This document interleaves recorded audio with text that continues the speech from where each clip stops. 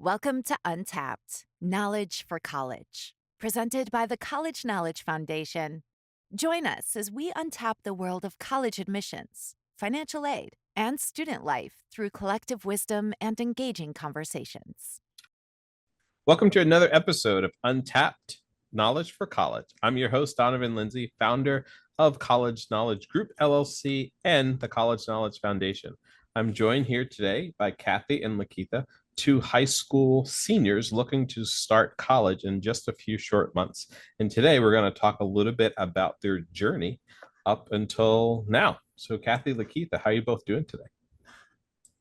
We're doing pretty good. How about you, Kathy? I'm also doing pretty good. What about you guys? I'm just excited to have you both here. Can't express enough how appreciative I am that you took some time after a busy day in high school to come and talk to me and give some knowledge to our audience about your journey. So I can't say enough that I appreciate you two being here, taking some time out of your day, but also being a part too of our College Knowledge Ambassador program. Of course, yeah. Thank you so much for everything that you've done for us. This is nothing. Seriously. Yeah. I appreciate, you kind of reaching out when you needed some help. And then I always, I take so much satisfaction in being able to assist people through their journey, because I know it's not always the easiest of things to go through. So we're going to get started with some questions. Just first just rewinding a little bit, looking back at what point did you two decide that you were going to college, or like college was an option for you? Honestly, college has always been something that my parents pushed, like since I was little. So it was kind of a given. I always knew that I was going to go to college. Okay. And I think on top of that, my aspirations also aligned with going to college because that's absolutely necessary for what I want to do. So yeah, so tell us a little Yeah. bit about just aspiration wise, like what do you want to do and why is college important? So I want to be a physician in the future. So that's why, you can't get there without going to college. So yeah. Definitely. And like one of the things that I often try to tell students at times is you should often further your education. You have to oftentimes go to get further education depending on what you want, but at times college isn't for you. So in the profession or field that you're going into, college is definitely something that you need to do to get to that end goal of yours. But yeah, thanks for that. What about you, Kathy? I have an answer kind of similar to Lakita as well, because it's kind of been something that my family has pushed me, because they didn't go to college. So being over here in America, because they grew up in Vietnam, so they didn't have the opportunity when they came into America. So they kind of laid the pathway for me. And ever since I was little, it's like you have to do this, get good grades for college. So it's kind of always been a given. Okay. I hear that so much when working in college admissions, that there's a lot of external factors that contribute to a student wanting to go to college. And it's usually not something where they're just in high school and where the thought pops into their head that they want to go to college. A lot of the times it was a lot younger.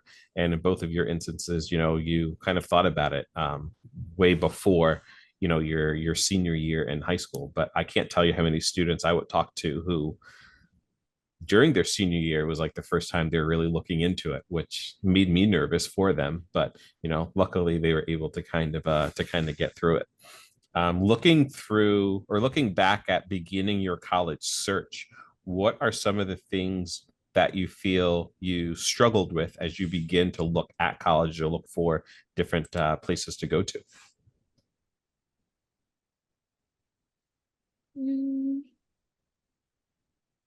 Honestly, I feel like looking for the places I want to go to wasn't much of a struggle. It was more so actually the process of, trying to get admitted and Sure. get applications done. But because a lot of it was through YouTube. Like that's how Mhm. I, found out like, oh, this is nice for pre-med or for bio. So that's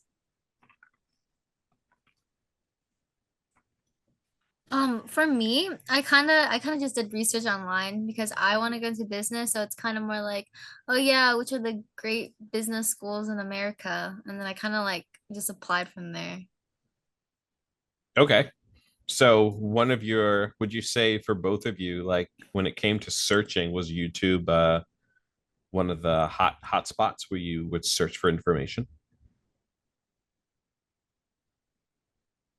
at least for me, because um there was a specific channel that I watched and he got into a bunch of integrated med programs. So that's why a Okay. lot of inspiration came from there. So that's but I think it changes for every single major or like whatever track you want to go into. So Sure. What about you, Kathy?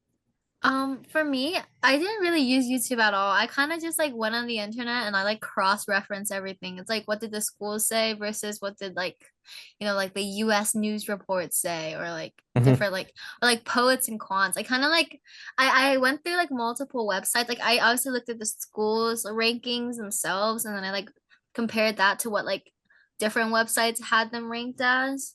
So Sure. that's how I kind of did it. I think it's interesting how over time people look at and view different sources because 15 or so years ago when like I was starting in college and looking into colleges, like the last place I would have ever thought to look was like something like YouTube. Whereas that's so often now because of so many people who will create content. That's one of the first places people literally like it was only Google and like the website that the the school that we were applying to. But I can't even tell you how many people I know who are utilizing Reddit, which will oh give tons of information. And sometimes I look on Reddit and even on YouTube and I listen to the what people are saying, or I will be just reading things on Reddit and I get scared because there's so much information that I'm like, that's not remotely true.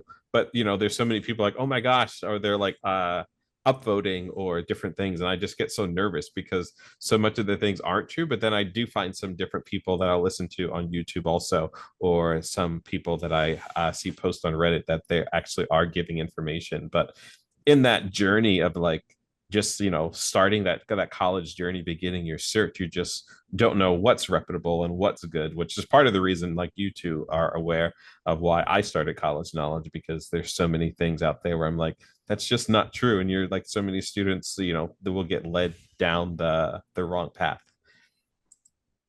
yeah, I forgot to mention Reddit. That was also a big part of like the entire college journey, I guess. I Yeah. agree.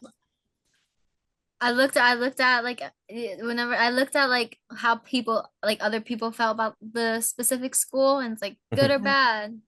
Yeah, because they don't hold back on Reddit. Honestly, they flat out be like, "Oh, I hate it," or Mhm. "Yeah, it's so nice here, but yada yada yada." So I And think it's it's mhm. nice that that's one of like really the only platforms where like you can remain anonymous, whereas every place else that you get information from, it's almost in a way like filtered, I feel, Yeah. because of if you're on YouTube specifically, like you're literally seeing the person, let alone just seeing someone's name, but you're like seeing them. And it's yeah, Reddit's definitely just a different animal because of the anonymousness of all of the things that people will say and post. And I've read some things, and yeah, they really don't hold back. So looking at kind of applying to different schools, when you were at that stage, the beginning of your senior year, how many schools did you both apply to? So I applied to 21 schools, I think. Wow, Pretty 21. sure it's yeah, but I applied to like 24, 25 or 26. I don't remember. Like those ranges from there. yeah, Would honestly, you go ahead? Oh, I was just gonna say that it was so draining. Like that entire part of my senior year was so draining. It was just so much work. Like Would you say so that was the norm for both of you? Like when you look at like your friends and other people that you've talked to, like is around 20, would you say like other people were applying to that many too? yeah. Honestly, I feel like 20 is like kind of like, oh, okay. Like some people apply to like 30, like upwards of 30. Like it's insane. Yeah. Yeah, that's what I was gonna say. A lot of the people I know, they're like, yeah, I'm doing like I'm probably gonna do 20 minimum and then I'm gonna like apply to more. And I was like, oh, okay. Like when I heard my friends say, oh yeah, I applied to 30, like 35 schools, and I was just like, 35. I That's couldn't imagine. that's a lot. So at from looking at like August 1st, when I know at least the Common App will open up, to you applying to 20 plus schools, like at what point of the year did you like complete like your 21st or like 24th or 5th application, like from starting application number one to finishing your last one?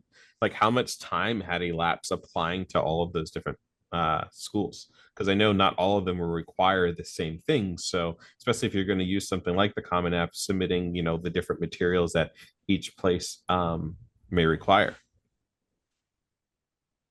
Um, I applied to like a large fraction of my schools like in 2023, so like the like by November, but then Mhm. a lot of like my reach schools, like Ivy League or just like the big schools, like those were like around February. Like that was like my last, Okay. I think, yeah. Wow. For me, I think, well, I knew which schools had like rolling admissions, so I wanted to get those done out of the way first. So I think like the first application that I submitted was all the way in like September, like Mhm. beginning of September. And I think like maybe even like end of August or something. Like I had like I knew I had to get it done. So I got it like I got those ones out of the way first, and then I did my early like half of them I did early action, and then the other half I did regular decision, and I think like I finished by like the end of January. Okay. I'm not sure, but like I had a lot of room, so like I like there was some times where I was like maybe I'll apply to this school, so then I just added more and wrote the supplementals. Like I think Lehigh was a like a last minute application, Mhm. so No, it's actually so funny because I think sometimes there was a school and I was like, oh, let's see how many supplementals there are, and that'll be my decision on whether or not I'll apply here. And I'll be like, oh, okay, two, sure, why not? Let's just add that to the list. But then if I see like, oh, like six, I'm like, okay, that's fine. I'm not gonna put myself through that, you So would know? you say the ease of the application was a factor in you applying to that school? I think after I did all of like I had a list of the schools that I definitely wanted to apply to, but then say if it was a school that my friend mentioned or something, I would like look into it and Mhm. then see how many supplementals they had and be like, okay, sure, I'll do it. Or nah, it's okay. That's so bad. Like now that I'm hearing that, that sounds really, but I I'm don't sure I'm think not the only one because I talked to some people and they're like, yeah, I like I did the same thing. Like, I don't think I even like really considered applying to like more than 5 schools.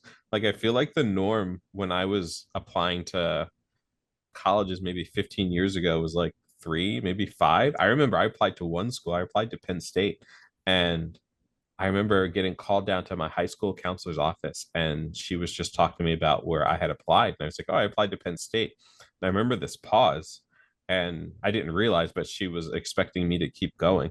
And that was it. Like I had applied to one, and she's like, well, in case like you don't get in. And in my mind, it was like I never thought about I wouldn't get in, but she was just basically like, well, you need to apply to more schools. So I did apply to 2 more out of her recommendation, and also my mom kind of telling me you can't just apply to one place. But I couldn't have imagined back then applying to more than like 10 schools, let alone 20, or some people applying to 30.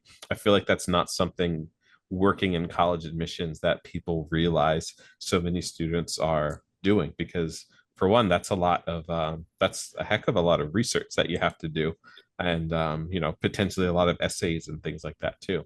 When you both were applying to schools and like looking at the cost of when it comes to like the application fees, was there any ways, or were there any schools that you found didn't require an application fee, or were there any ways that you could have gotten a discounted application fee, or did they waive it?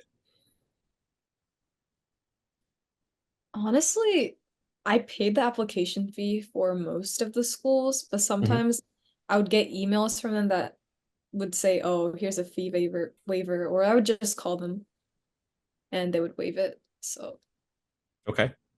What about you, because Kathy? sometimes it's as simple as that. You just call them. Mhm. So Um, for me, I had an application fee waiver, which means like every single school I applied to, I didn't have to pay the Mhm. fee for it because I was eligible for that.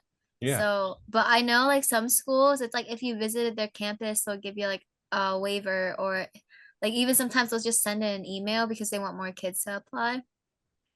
Sure. Like it's one of the things I try to tell people all the time. It's not, nothing's really uniformed when you're in your college search.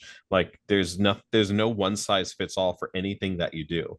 So some schools, some they may not require an application fee. Some may email you a waiver, like you're saying, potentially if they're looking to increase applicant flow numbers. I know some schools, I want to say the highest I've ever seen is like $120 or so to apply to a school.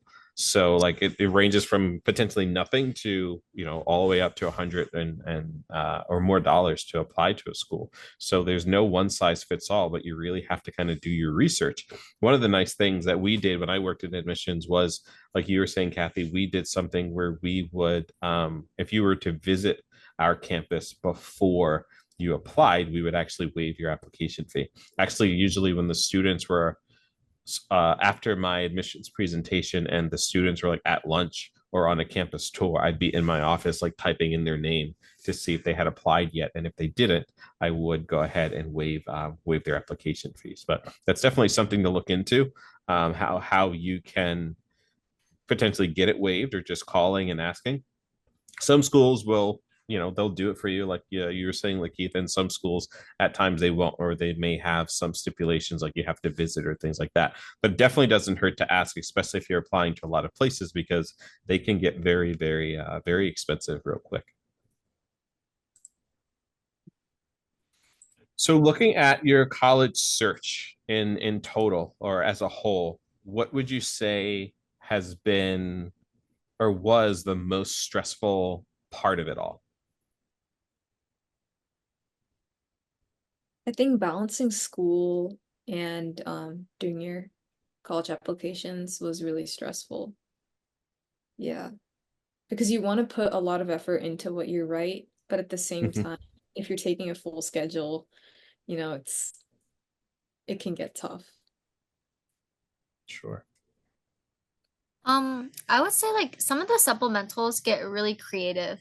And I think like thinking about the supplementals, like I know I was gonna apply to like U Chicago, but some of the supplementals that they had, like I couldn't think of like I couldn't think of anything to write. I was just like, this is too hard. So I just ended up not applying to U Chicago. But like some of the supplementals get really creative. Like they're like think think of a song lyric that asks a question and then answer it. Yeah.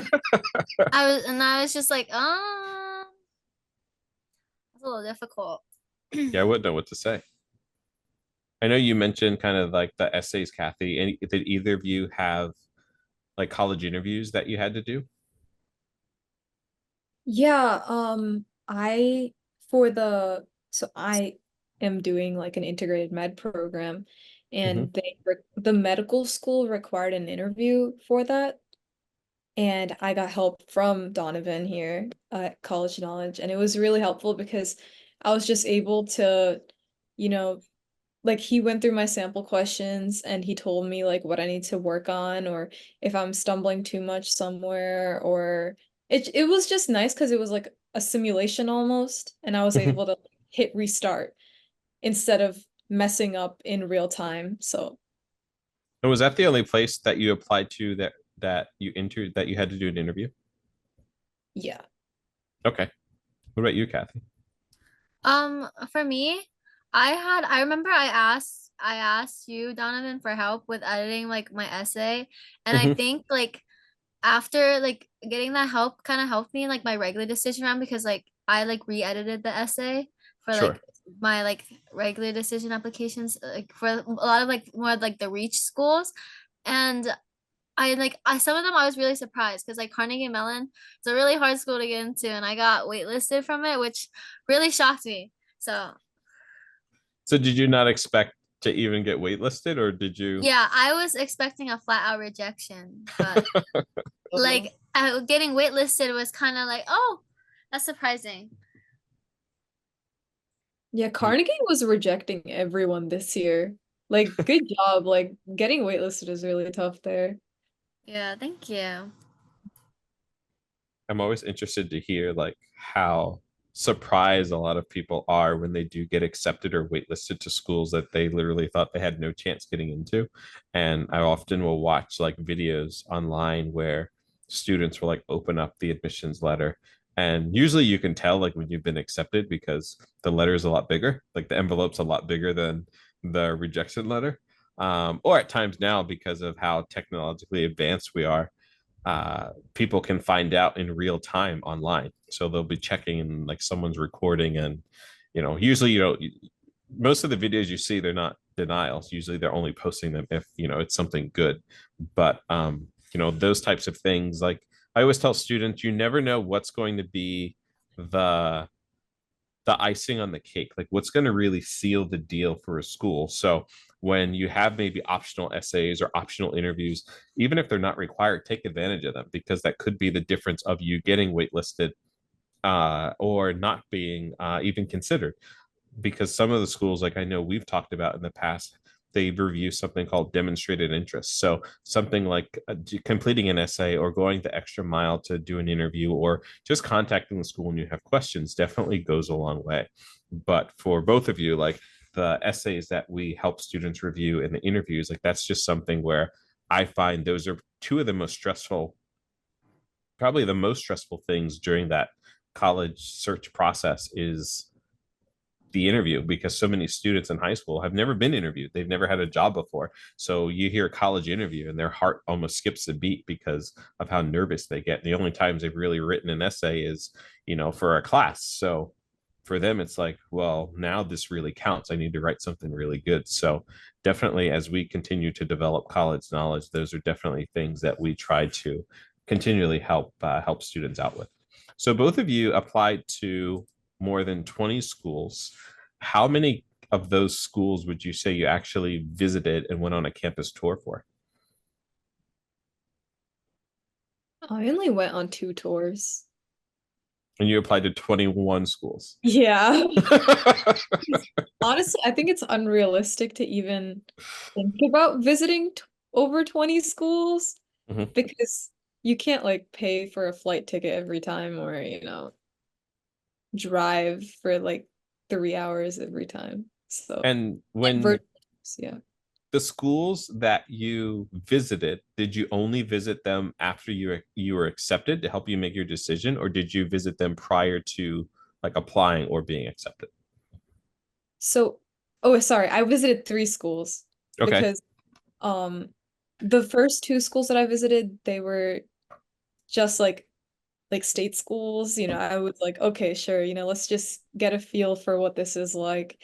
So I visited those like over the summer. But then the school that I'm actually going to, Jefferson, I visited after getting. Okay. And did that help you make your decision, or did Mm, that not really? It did. Okay. I mean, I was already pretty much like, okay, yeah, this is gonna be it. but But that I think sealed the that deal. solidified it. Yeah. Makes sense. What about you, Kathy? For me, I did two official tours, and then I did like like some of the like four or five unofficial ones, because like I had friends that went to some of the schools that I got accepted into, so they kind of just like gave me a tour in their own time when I went to visit them. So the two like official tours were after I got accepted, and like I was choosing between Bucknell and Lehigh in the Okay. end. So those were the two schools that I went to visit, and that was kind of like the campus was kind of like my deciding factor as to like which school I was gonna go to. So for students who haven't yet gone on campus tours, what would your advice be to them? It's like some of the things they should pay attention to or look at when they are, walking around a college campus. I think something a lot of students and just what a lot of people forget is that, oh, you actually have to live here for 4 years, And they just think, oh my gosh, this is the best like research university here, or blah blah blah. And like, yes, it might be, but are you gonna be happy there? Like, Like there's more to it than the rankings. yeah, exactly. So I think, and also like, finances and like things like that. I think that's what you need to keep in mind more, and just like the vibe in general. Like, do you actually see yourself here? Like, Yeah, I agree with that. Well, the how I like managed to like cut down my colleges, because I got accepted into like half of them, and like finances were definitely how I like chopped like Mhm. a majority of them out of my list, because like I knew what I could and couldn't afford, and like depending on like financial aid, that's how I like narrowed down narrowed down my colleges. And then like the college itself, I know it's weird, but my family, I when I went with my family to tour the colleges, they quite literally went up to the students and were like, "Are you happy here?" And and like a lot of the students like seem to like really like the school, which is what I would like. I would just observe, like people watch to see like how the students are in like their environment, and then like as Lakita said earlier, like the vibe, if you like it there or not. And like like obviously you have to go look at the buildings, go look at the students, and like overall it's more than just the rankings. So when they were asking people, were this people they were asking students who were giving the tour or just like random students on campus? They were just random students on campus. I know at Lehigh we were trying to find the bookstore, and my great uncle, he like stopped a student on like in the middle of the street and asked for directions, and then like at the end he was just like, "Are you happy here?" And then like her like I remember like her face lit up, and she was like, "Oh my gosh, I love this school. Like it's amazing. I'm like very happy." And she was a junior. She was a junior at Lehigh, so Nice. There's like, so I gave tours when I was a student for 4 years. And then I also trained hundreds of tour guides when I worked in admissions. And I would always tell parents, even though I worked in admissions, like the people we're presenting to you, they're trained. Like we've trained them to answer questions. We've trained them to talk positively.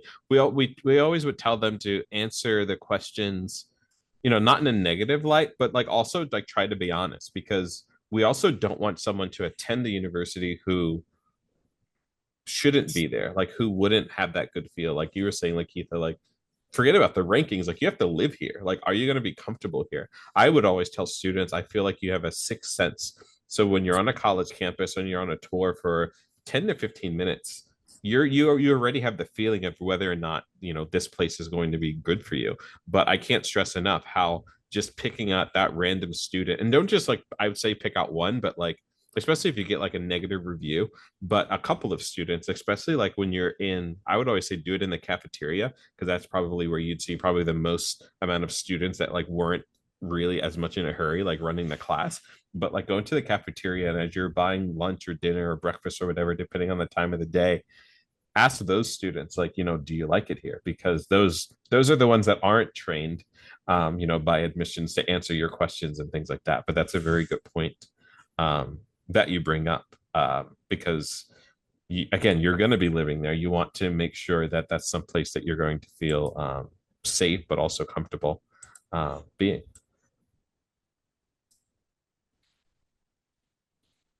Was there anything that you two can think of that swayed you against a school when you were either primarily like when you were visiting?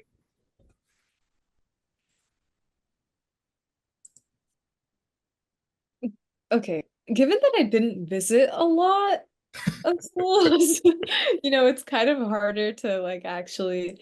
The thing is though, the first school I visited was Pitt, and I really liked Pitt.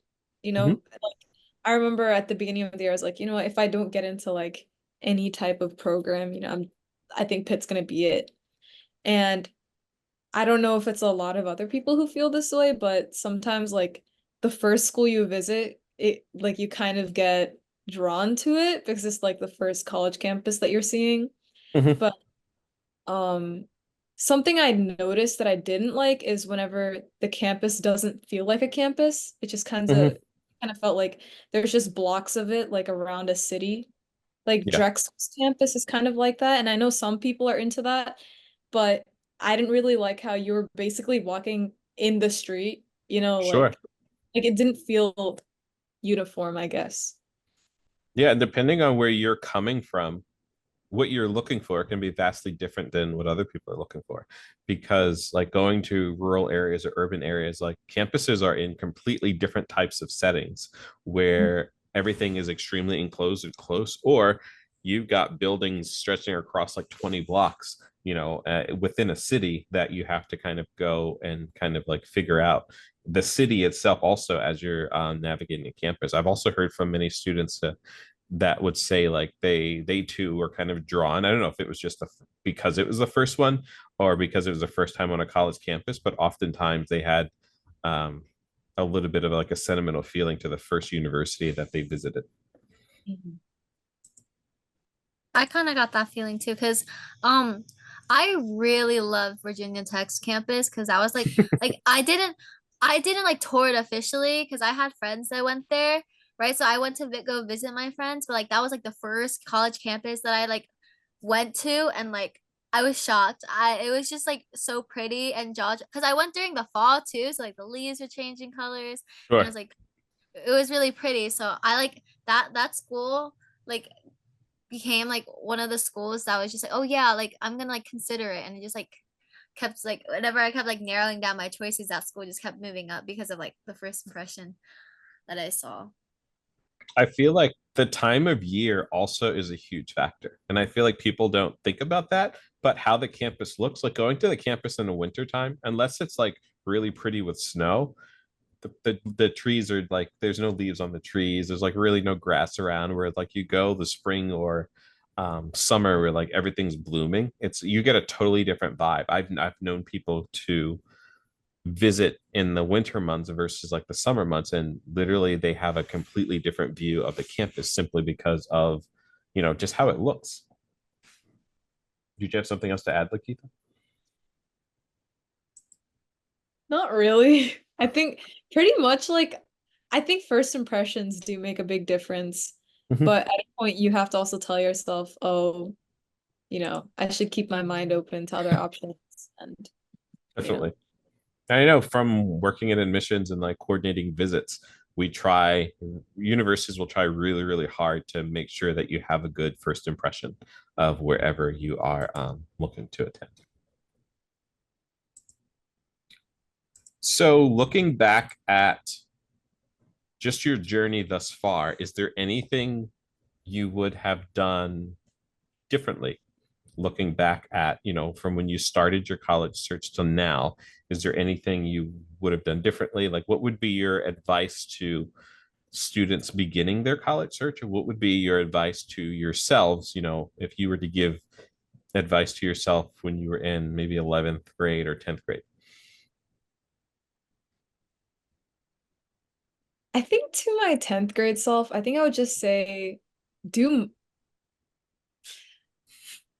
okay. I know that I could have pushed myself more in high school because yes, like, my grades were good, and I had stuff going on, But then I see like my peers who like, went above and beyond, and they had their entire like high school career like planned out. Like, I'm gonna do this research program and then I'll do this. I never had that in my Okay. head. Like, I never even thought about doing that.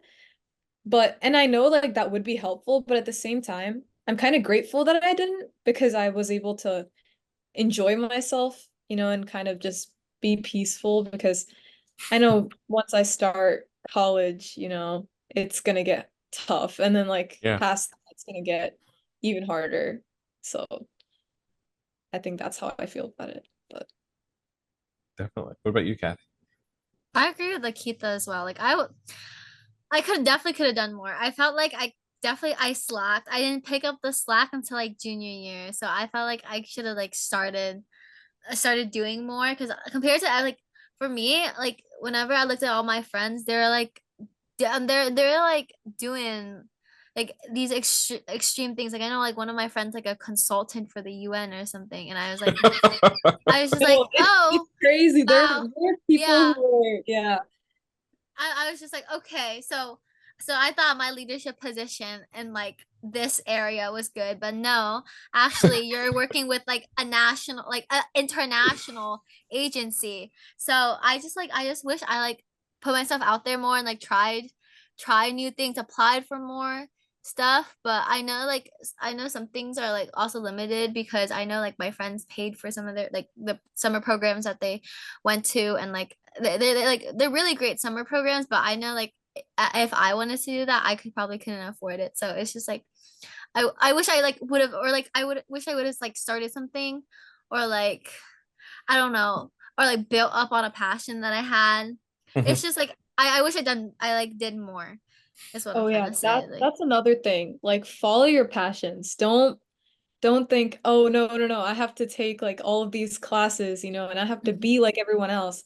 Don't ever say that to yourself. If you have something that you're good at, even if it's not like, I don't know, I'm like a math Olympiad champion or something, like who cares? Like, if you're into like cooking or something, or like knitting or fashion or whatever it is, just go for it. Just don't give up on like the things that make you happy, because that could be like what sets you apart from other people, you Yeah, I know? think that advice is golden because so often that's not the case. Like people aren't following their passions. I can't tell you how many students that I knew who would only last a semester because they only were following their friend or their brother or sister who went to the same school, or their boyfriend or girlfriend at the time, and then like they then broke up and it was like, well, I don't want to be here anymore. Like there's so many reasons as to why someone will choose a college or university and even a major, whereas I'm always like, you have to like look at what are your interests, like what are you passionate about, because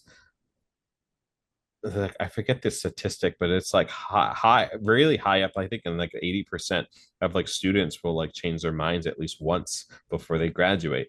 And like I feel like that's supposed to happen because you take some of the general courses and you take some courses that you are interested in because of your major, but then you realize over time that this is something that I don't want to do. So I feel like that's normal, that's natural, but at least at times if you are following your passion, there are certain types of schools that you maybe can go to, or certain types of schools that may specialize in, let's say, a business school where they have many different areas of business where marketing may not be your thing but management is, or entrepreneurship is. So more so look at almost a realm of things that you're interested in and not like pinpoint focus, because when that happens I feel like you get distracted from all of the other options and possibilities that are out there. But definitely good, really, really good advice. Advice that I know I'm sure that many people will hear from others and they won't follow, because I remember hearing stuff like that all the time. And it's like, well, they're just saying that. But once you're in it and once you like applied, it's like, I really wish I would have done this or done this a little bit differently to set myself up a little bit better. But I always say that's a good indication just for life in general. Like try to take advantage of these opportunities. And for you two going into college, think about that as you are going into college, and then think about that 4 or 5 years down the road when you're graduating. what things could you have taken advantage of in high school that you wish you did? Now think about that in college.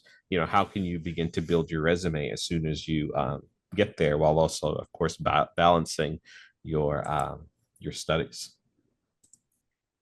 Yeah, I feel like Lakita's program might be a little bit different, but like, cause she's going specifically like for a program for like medical or like that Mhm. field. But for me, like I kind of what I like about my school is that it like allows me to explore all of my interests. So it's not like I'm not like I'm not like condoned to like the specific like major that I chose, but I'm like able to like take classes in like all the other majors. And if I like something, I can talk to like my advisor, right? And like they'll be able to like set me up with that, which is why I really like that I'm able to like explore like in college. I feel like you're able to explore a lot more of your interests.